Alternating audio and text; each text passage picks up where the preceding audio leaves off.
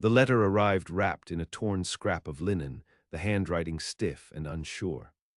Eliza Granger read it with trembling fingers by the dull light of a lantern, the flame jittering like her breath. It came from a place called Devil's Throat, Wyoming Territory, and was signed in blunt, careful lines by a man named Matthew Klein. He wasn't a poet. He didn't promise love or kindness or even safety. Just this: I have land and I am alone. If you come, I will keep you warm and I won't raise my hand in anger. I've seen what harm a man can do. I want peace. If you do too, write back. Eliza had read worse letters. She had lived worse men. Her body bore the reminders: a rib that never healed right, a notch of missing flesh behind her ear, the dull white scar where her front tooth had gone after her last husband shoved her down the boarding house stairs. She wasn't proud of what she'd survived. Survival is not prideful, it just is. They called it a bride's catalog, a paper parade of lonely men in far lands asking for a woman like someone might order a mule or a grindstone. Eliza had never imagined answering one, but the boarding house was running dry, and Ma Gert, who let her stay for free in exchange for laundry work and silence, was dying by degrees. Eliza didn't write back right away. She folded the letter flat and slid it under the floorboard by her cot. 2 nights later, after Ma Gert started coughing blood, she wrote her reply in pencil on butcher paper. I am not pretty and I am not young. I can clean and sew and fix a horse's leg in a storm. I don't ask for much, but I won't be struck again. If you lie, I will leave. If you drink, I won't come. I've got nothing left but my name and I aim to keep it. If you still want me, I'll come on the 4th train in May. She didn't send a photograph. She didn't own one. The days passed like brittle pages in a bad book. Ma Gert died before spring. The undertaker asked if Eliza wanted to say words. She didn't. She just lowered the box with 2 strangers and went back to scrub the blood from the walls. The train left from St. Louis with 4 women crammed into a car meant for freight. One was 16 and already pregnant. Another was running from a constable's badge. Eliza didn't ask questions. She kept her bag close and her coat tighter. Every town they passed was grayer than the last, until at last the conductor hollered Devil's Throat, and she stepped down into a land that looked carved by wind and punishment. The platform was empty. Then he appeared. He was taller than she expected, sun-bitten and quiet, with hands like old rope. Matthew Klein tipped his hat once and said, "You made it." No smile, no hug, just those words like a rock against the current. Eliza nodded. She didn't know what else to do. The ride to his ranch was long and silent. Dust curled in through the buckboard seams. His land stretched raw and wide, a hollow place with fences that leaned and a barn half collapsed. There were no animals except 2 horses and a thin black dog with a nervous gait. "This is it," he said when they arrived. "I won't pretend it's much." Eliza stepped down. The house was wood and stone and nothing else. It stood like a man with a bullet in his gut, refusing to fall but clearly shot. Inside, the walls were bare. 1 table, 1 stove, 2 chairs, a Bible, and a blanket folded like a soldier's secret. He showed her the room that could be hers, small but clean. She unpacked her bag and placed her sewing kit on the table like it was a stake in the earth. They didn't touch that first night. She didn't even take off her boots. In the days that followed, Eliza cleaned. She stitched every curtain by hand and patched the roof with canvas. She took stock of the kitchen and the root cellar and boiled the well water twice before drinking. Matthew let her be. He worked the land with hard, silent purpose. The dog, she learned, was named Jonah, and he only wagged his tail for Matthew. One afternoon, she found a bottle under the bed. Her breath caught. The label was gone, but the shape was familiar. She didn't say anything that day. The next morning it was gone. She never saw it again. He was not a talkative man, but she learned him slowly, like a tune by ear.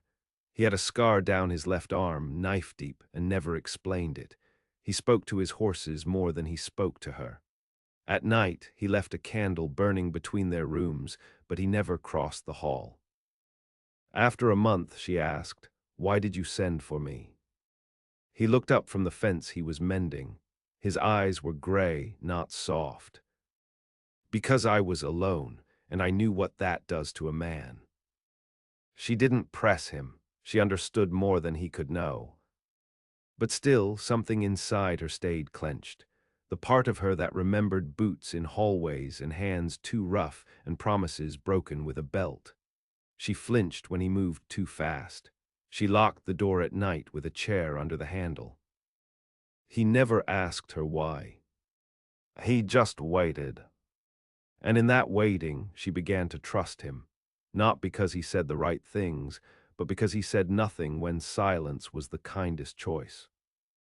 Then one day she heard gunfire, not far.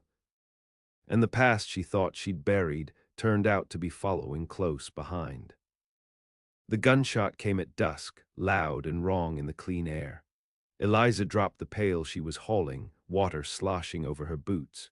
She turned toward the sound and saw Matthew already moving, rifle in hand, eyes scanning the line of hills to the north. Jonah barked once, then lowered himself to the dirt like it was instinct. Matthew didn't speak. He just looked at her and she understood.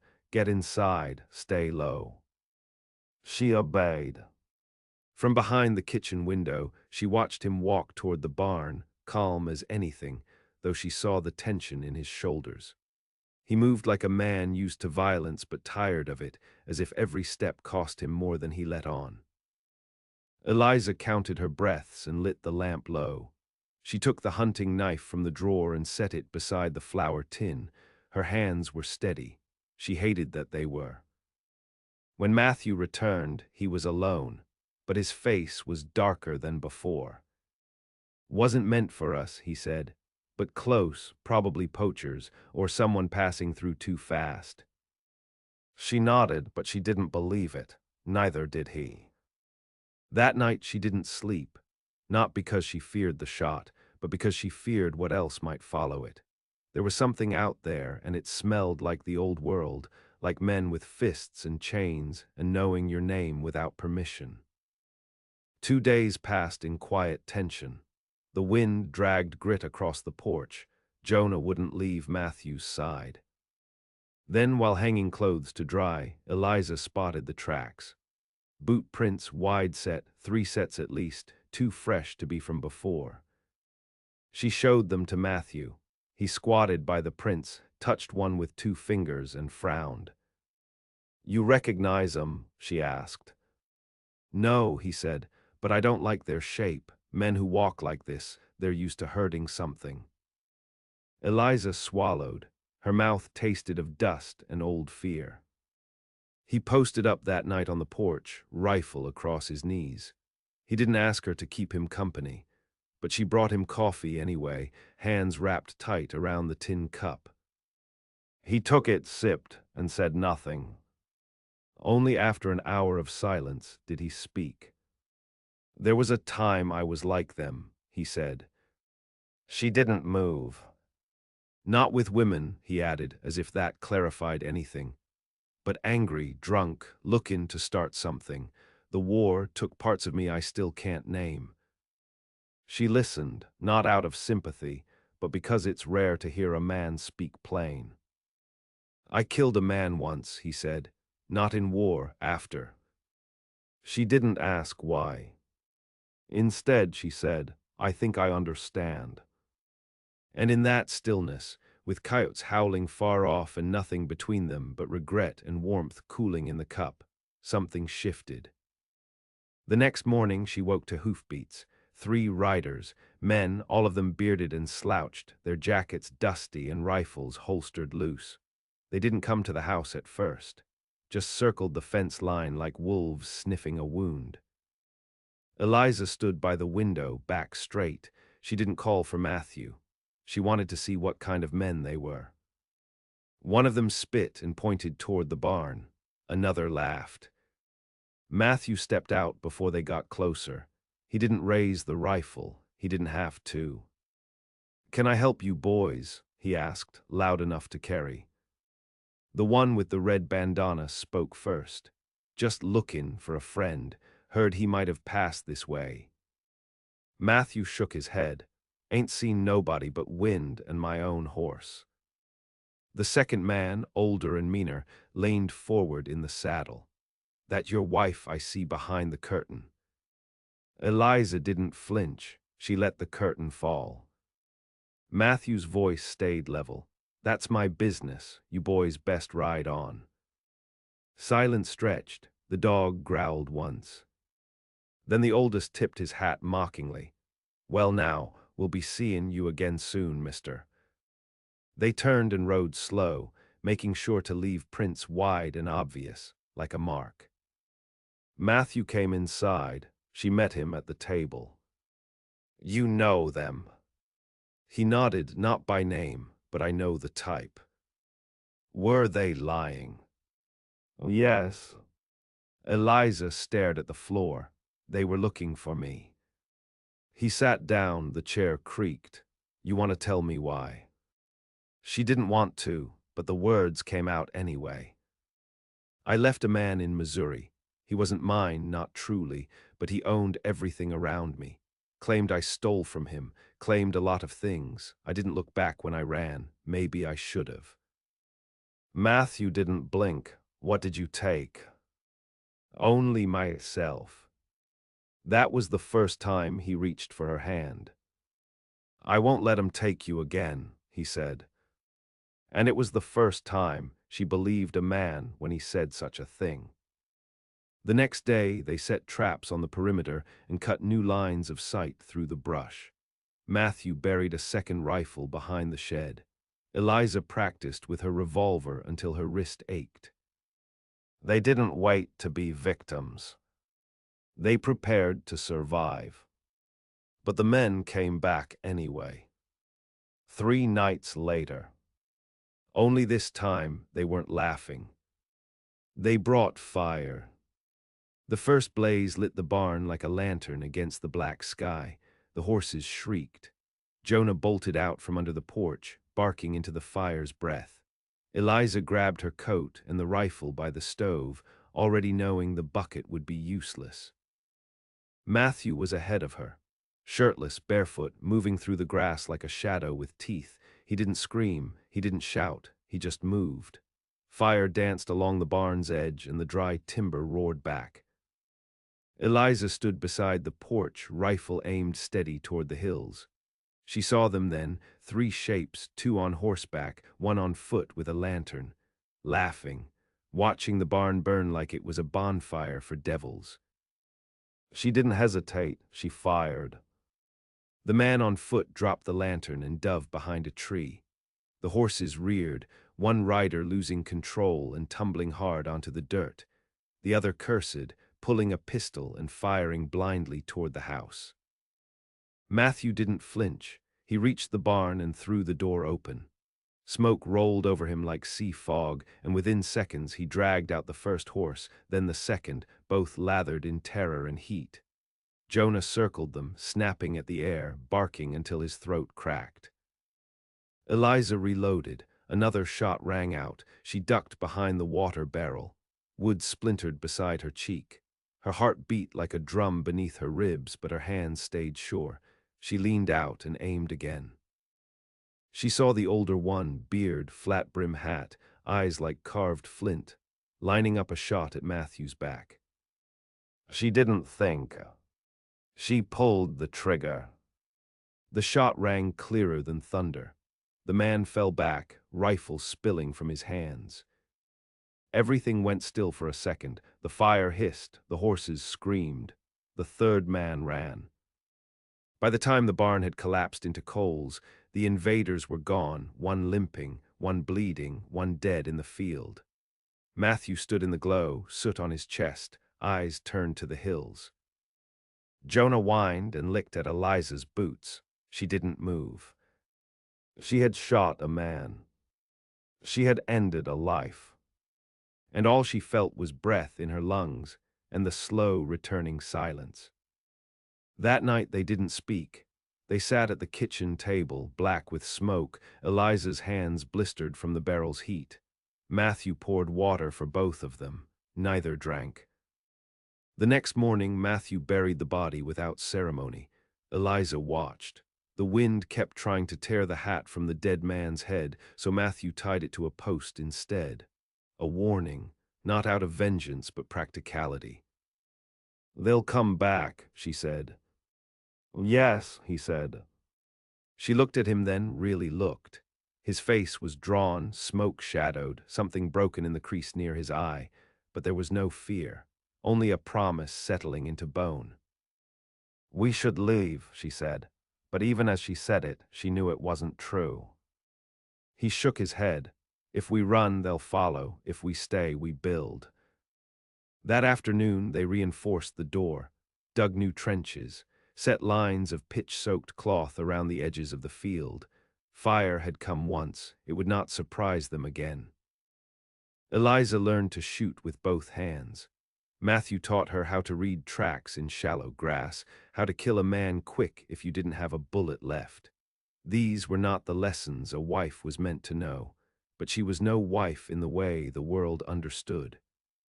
She was a survivor, and this man was not her master, he was her wall. On the fourth day, a letter arrived. It was nailed to a stake just beyond the well, weighted down by a severed hawk. Eliza read it aloud, while Matthew watched the ridge. "She's ours, you know it, she stole blood. We'll come to collect, there's more of us than bullets in your house. You should have let her go." There was no name, just a crude mark that looked like a spade carved into a man's chest. Matthew took the letter and burned it without a word. That night, Eliza couldn't sleep. The memory of the hawk clawing in the dirt played behind her eyes. She got up, walked barefoot through the dark, and found him by the fence line, still in his boots, hands wrapped in cloth. "You should sleep," she said. He didn't answer. "They won't stop," she said. "They'll regret not stopping," he replied. She sat beside him. The wind smelled like ash and stubborn grass. "You don't have to protect me," she said. He turned to her. I'm standing beside you." That was when she took his hand, not gently, not romantically, just strong and sure and human. He didn't let go. The next day, Matthew rode into town, left her behind with 2 rifles, 3 traps, and enough dry goods for a siege. She didn't ask why. He told her he had a name to chase, and that was enough. He was gone for 4 days. On the 5th, he came back with a bullet graze on his shoulder and a bounty poster torn in half.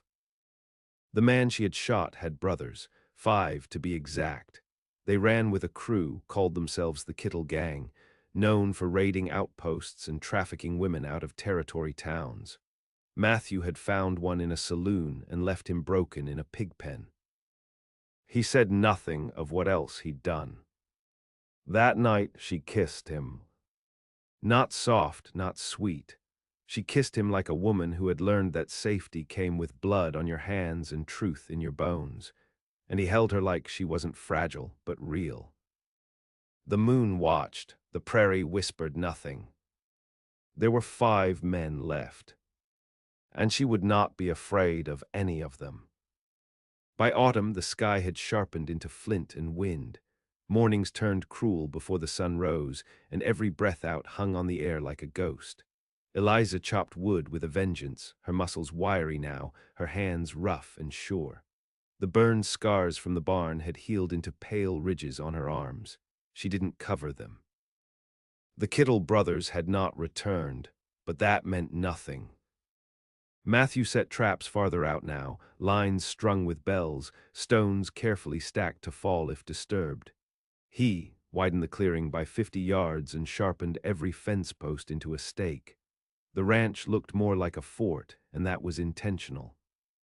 Neither of them spoke of what would come, but it hung between them, felt in every passing crow, every broken twig in the woods. Then 2 days before the first frost, she saw the smoke again. East this time, not a barn fire, a campfire, close, too close. Matthew was in town fetching winter grain. She was alone.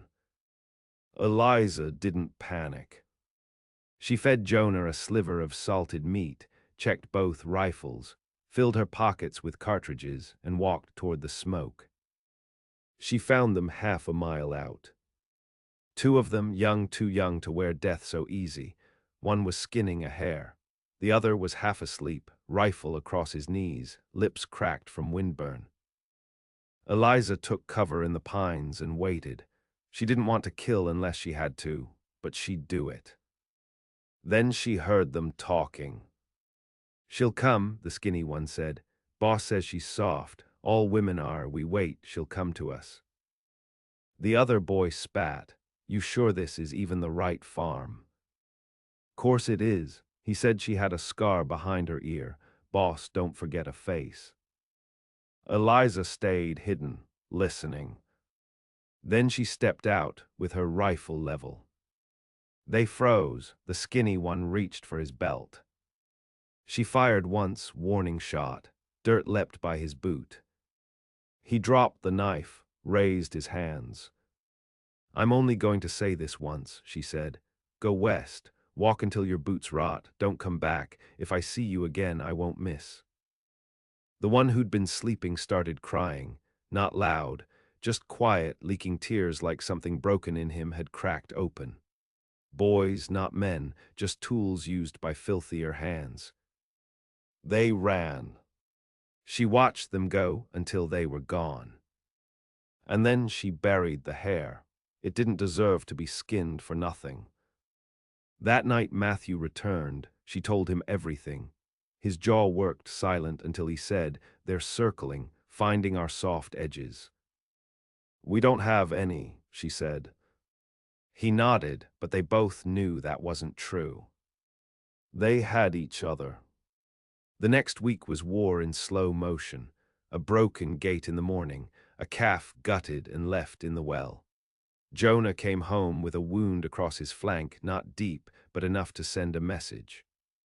Matthew wanted to chase them, ride out into the hills and end it before it began. Eliza said no. "They want you gone. They think I'm easier." She was right. They came again 3 nights later, full dark. 5 men this time, each with torches and guns and cruelness carved into them like birthright. The trapline caught the first one. He screamed when the stake pierced his thigh and dragged him halfway down the ditch. The others didn't stop. They spread out, circling like carrion birds, moving toward the house. Matthew fired from the root cellar. Eliza took the west window. Jonah limped between rooms, snarling. One torch hit the porch. Fire bloomed up the side wall. Eliza shot the man who threw it, square in the chest. Another bullet shattered the front window. Glass sliced her cheek. She didn't feel it. Then the back door exploded inward. The biggest of them came through, dirty coat, fists like bricks, a spade tattoo on his neck. He looked at her and grinned.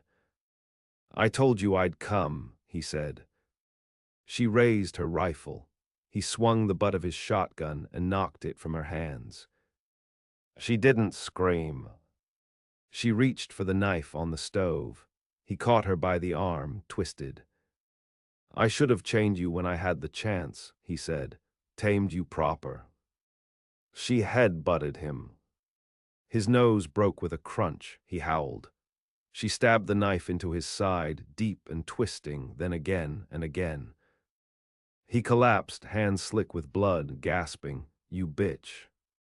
She didn't let him finish. She grabbed the cast iron pan and caved in the rest of his words. When Matthew reached her, the fight was already done. Blood smeared her arms and soaked into the wood. The man was still, eyes open. She looked at Matthew. He looked back. Outside, the shooting had stopped. The last of the Kittle gang had fled. One body lay near the fence line, another by the porch. They didn't speak. That night they burned the bodies. No crosses, no markers, just ash for the wind. The ranch was quiet again. But it was not the same place. Neither were they. They buried the pan behind the barn. Eliza washed the blood from the floor, then her skin, then her hair. It took hours. It didn't matter.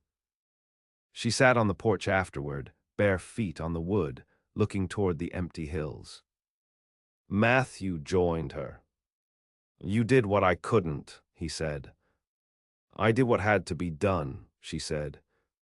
They watched the horizon burn with stars. "I used to think I was too scared to start again," she said after a long silence. "Too broken." He looked at her, not with pity, not with awe, just with truth. "You weren't scared," he said. "You were surviving." Jonah limped up and curled beside them. The sky began to lighten at the edges. It was almost morning. And this time they would meet it together. Spring came without permission. One morning the frost was just gone, and the earth smelled like something breathing. Green pushed its way through dead grass, and the creek behind the western ridge ran fast with thaw. Snow still clung to the mountains in the distance, but the land below was waking. Eliza stepped into the morning barefoot. She stopped fearing the cold. Her feet had hardened like the rest of her. She poured feed for the chickens, whistled once for Jonah, and ran her fingers through the mare's mane. Her left hand still ached when the weather shifted, a reminder from the fire, but she didn't mind. The scar was hers now. It didn't belong to anyone else. The house had changed. The porch was rebuilt stronger, the walls double-lined with stone and clay. They'd sealed the windows tight and reinforced the back door with iron. It looked less like a home and more like a place you could survive in.